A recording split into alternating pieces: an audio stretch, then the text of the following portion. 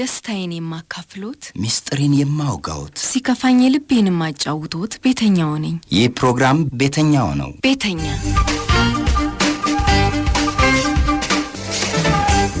ጤና ይስጥልኝ የተከበራችሁ አድማጮቻችን እንደምን አላችሁ እንዴት ሰነበታችሁ? ቤተኛ ፕሮግራም በተለመደው ሰዓት ዝግጅቱን ጀምሯል። አዲሷ ባለ ታሪካችን መሰረት ተፈራ በልጅነቷ የወላጆችን ፍቅር ብታጣ በድህነት ምክንያት ቤተሰቦቿ ለየሰው ቤት እየሰጡ ቢያንከራተቷት ከዚህ የሚብስ ነገር አይመጣም ብላ ከገጠር አዲስ አበባ መጣለች። እናም የተለያዩ ሰዎች ቤት በቤት ሰራተኝነት ተቀጥራ ስትሰራ ቆይታ ኋላ ላይ ጁስ ቤት አስተናጋጅ ሆናለች። እዛ ጁስ ቤት እያለች ነው እንግዲህ የሚወዳትን ልጅ አግኝታ አብረው በፍቅር መኖር የጀመሩት። መሰረት ተፈራ ጎጇን እንደቀለሰች ብዙም ሳትቆይ ነፍሰ ጡር ሆናለች። ዛሬስ በመሰረት ኑሮና ህይወት ውስጥ ምን አዲስ ነገር ይፈጠር ይሆን? ቀጣዩን ታሪኳን አብረን እናድምጥ።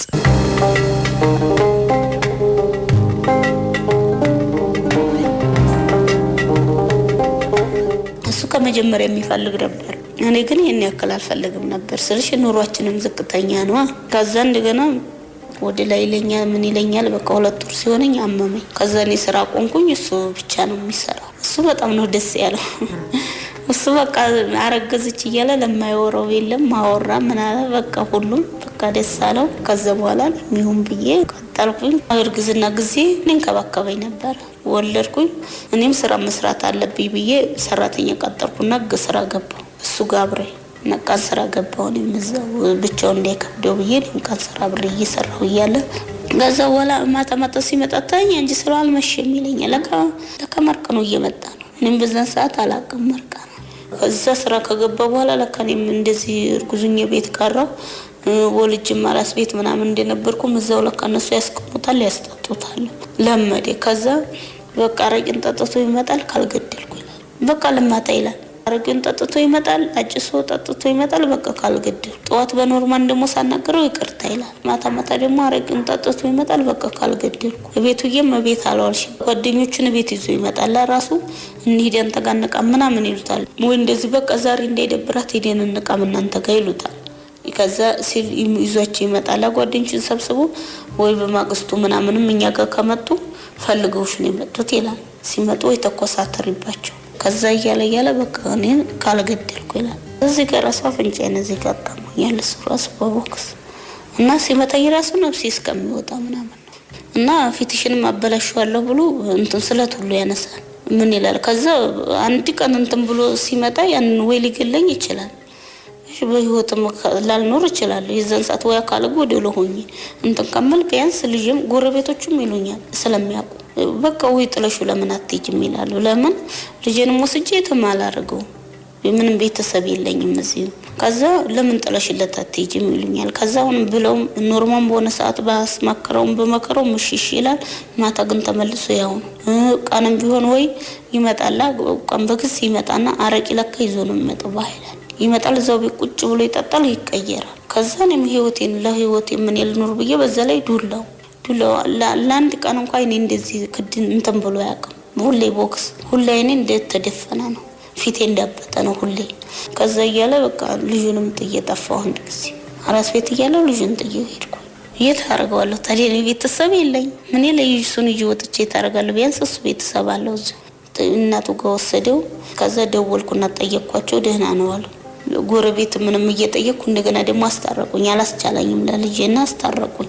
እሱ ነው እኮ የሚለው የሱ ጥፋት ስለሆነ በቃ ካሁን በኋላ አላረግም በቃ አስታርቁኝ ብሎ ሲለምን እኔም እዛው ጎረቤት ምንም ስለምጠያየቅ ከዛ እሺ ብዬ መጣሁ። ከዛ ስልታረቀን ልጃችን አመጣን። አሁንም መልሶ ያው ነው ጭራሽ ማታ ውጭ እያለ እያስወጣኔን ልጁን እዛው ውስጥ እንድበተኛበት ይቆልፍ ጀመር። እኔም ዱላው ሲበዛብኝ ወጣላለሁ። ስወጣ ይቀረቅራል ከውስጥ ልጁ ሲል ያድራል። ጎረቤትም ቢያንኳኳ ምንም ቢል ምንም አይሰማም። እሱ ለጥ ይላል ሰክሮ መጥቶ ልጁ ህፃን ነው ቢታፈነስ እኔ ምን አልክ እንደሚለኝ አላውቅም። ልጅ ዘሽ ጻለ ይዘሽ በቃ መጥቶ ጣጥቶ መጥቶ በቃ ለማታር የሚለው ከዛ እንደዛ ፊቴ ሁሉ በቃ በላለዛ አንድ ሳምንት ደና ከሆንኩ አንድ ሳምንት ደና አይደለም 15 ቀን ሙሉ መተኛበት ጊዜ ያለ እየመጣኝ ሰውነቴ በልዝልዝ ይላል። አንድ ቀን ትዝ ይለኛል ኳሊ ደፋብኝ ነበር እና ሰራተኛ ነበርች። እኔ ስራ ሰራለሁ ብዬ ሰራተኛ ቀጠርኩ አልኩና ልዩን እንትን ብዬ ማለት ነው። ከዚህ ሰራተኛው ሂጂ ሱቅ ደርሰሽ ነው ያላት ብሏት እኔም መጥረጊያ እንጨት ነበር እውነት እሱ መጥረጊያ እንጨት ነው ብትጮህ ሙቋ ደፈብሻለሁ ይያለ ያንን መጥረጊያ እንጨት ጨርስ አረገብኝ እና ሰውነቴ ሁሉ እንደለበት በጣም አሁን ብጮህ ኑሮ ያሞቋ ይደፋብኝ ነው ለልጁ ገላ ማጠቢያ ታጠዱ ነበር። ከዛ እንደዛ ሲያረጋኝ በቃ የዛን ጊዜ ከሳምንት በላይ ነው ስብርብር ብዬ ተኛሁት። ቤተሰብ የለኝ ምን ነው የሚለኝ ከዛ እንደሚጫወተብኝ ቤተሰብ እንደሌለኝ አይቶ ነው አልኩኝ። ለማንም ምን ሆነሽ ነው የሚለኝ የለም ገሎም ቢጠላኝ ማንም እንትን የሚለው ነገር የለም። በቃ ቤት አልወርሽም ነው ምክንያቱ። በቃ እሱ ጠጥቶ ይመጣል እንደዛ ነው እና የዛን ቀን በቃ በጣም ራሴ ሁሉ ታላው ዋጥጄ ነበር ህፃኑን ለማጠማታ ያው ገላው ማጠማታ ጥቤን ማስተኛውና ያንን ሙቆ ብቻ ይጎርብ በሰማይ ነው ምደፋብሽ ፊትሽ ላይ ይለኛል። ከዛ ሰራተኛውንም ወደ ሩቅ ቦታ በጊዜ መጥቶ እኮ ነው ደግሞ ሩቅ ቦታ ላካት ሰራተኛው አላካትና እንደዛ ሰብርብር አረገኝ። ከዛ በቃ ከአቅሜ በላይ ሆነ። ከዛ ስዲመና ጥየው ሄርኩ ሰራተኛውም ነበረች እሱ ባለበት ሄርኩ ነኝ። ከዛ እስከ ሰራተኛው ይዞት ሄደ ቤተሰቦቹ ጋር። ለምን ከዛ በላይ ምን ትልልኝ ነው በቃ ሁሌ ነው እንደዛ የሚያሰቃየኝ። እንደገና ልጄን ደግሞ አላስቻለኝም። እንደገና ደግሞ አሳየ ብዬ ስራ ቦታ ሄድኩ ወስዶ አሳየኝ። ልጄን እነሱ ጋር እያለ ይሄርኩ ያለው ከዛ ያሉ ቤተሰቦቹ እሱ እንደ ጥፋተኛ አወቁ ተረዱኝና ልጁ ዘው ማደግ ጀመረ። እኔ ልጄን እሱ በሌለበት ይሄርኩ ያለው በቃ ሲያገኝ መንገድ ላይም ሲያገኝ በቃ ካልገደልኩ ነው የሚለው። እዚህ ጋር ሁሉ ታልጥሎኛል እዚህ ጋር ሁሉ በሰላት ፊትሽ ነው እንትን የምለው ብሎ እና ዱላው ምኑ ከአቅሜ በላይ ሆነ።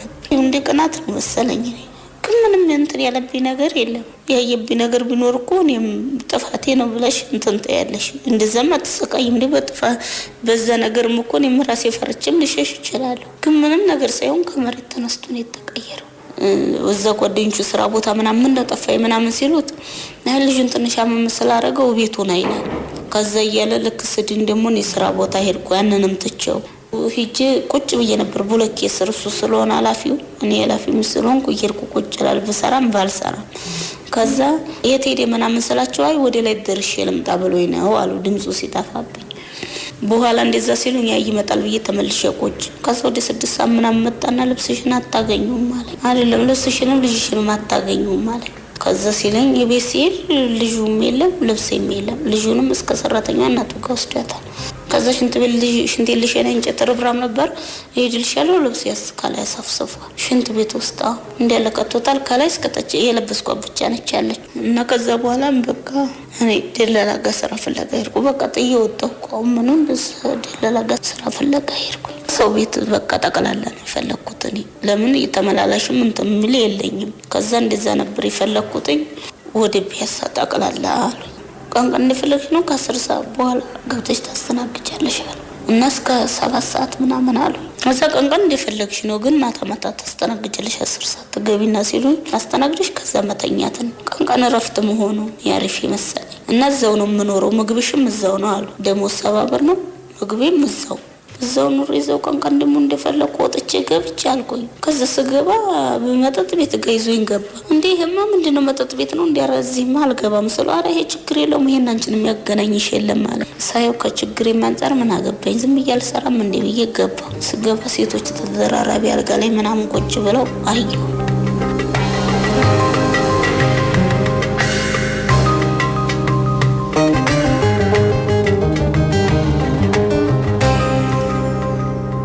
ውድ አድማጮቻችን የባለ ታሪካችን የመሰረት ተፈራ የዛሬው ታሪክ ይሄንን ይመስላል። እንዴት አያችሁት? የሚገርም ነው። በፍቅር ተዋዶና ተሳስቦ በአንድ ጎጆ የሚኖር የትዳር አጋር ባል ለባለቤቱ በህይወት መኖር እንዲህ አስጊ ሲሆን እጅግ በጣም ይገርማል። ውድ አድማጮች እናንተስ ምን ሐሳብ ምን አስተያየት አላችሁ? የመሰረትን ታሪክ ስትሰሙ ምን ተሰማችሁ? ምን አላችሁ? ምንስ አሰባችሁ? በዚህ አይነት ህይወት ውስጥ ያላችሁ ሴቶች ትኖራላችሁና ከመሰረት ታሪክ ጋር ህይወታችሁ ታሪካችሁ ይመሳሰላል? መጨረሻችሁስ ምን ሆነ? ደስታዬን የማካፍሎት ሚስጥሬን የማውጋውት ሲከፋኝ ልቤን የማጫውቶት ቤተኛው ነኝ። ይህ ፕሮግራም ቤተኛው ነው። ቤተኛ